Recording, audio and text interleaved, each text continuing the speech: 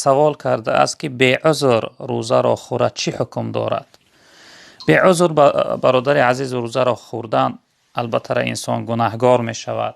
این خیلی گناه کبیره است که حتی شمس الدین ذهبی بسیار سخت گفتند در کتاب کبائر، گفتند و عند المؤمنین مقرر، گفتند در نزد تمام یعنی بزرگان دین علمای دین همه به این اقرار هستند که هر انسانی که یعنی اگر روزه فرضی ماه رمضان یعنی خورد نگیرد او یعنی در نزد علما بدتر از زناگر و شراب نوش و حتی از انسان بیدین است.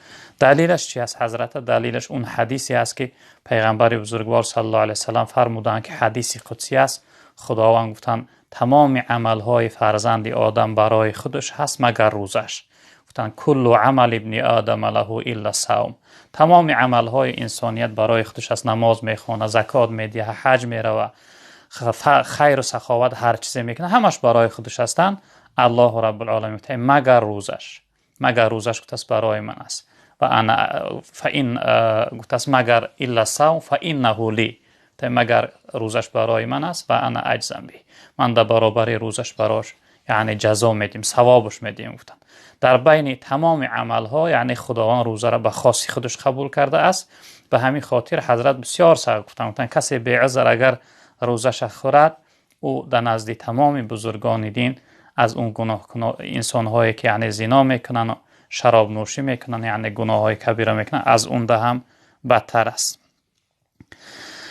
و رسول اکرم صلی الله علیه وسلم در حدیث فرمودند که این حدیث بخاری روایت کرده است از حضرت ابو هریره رضی الله تعالی عنه، من افطر یوما من رمضان من غیر عذر ولا رخص لم یقضیه صیام الدهر و ان صامه. گفتن هر شخصیتی که اگر یک روز رمضان به عذر خوره یعنی روزه نگیره به عذر خوره،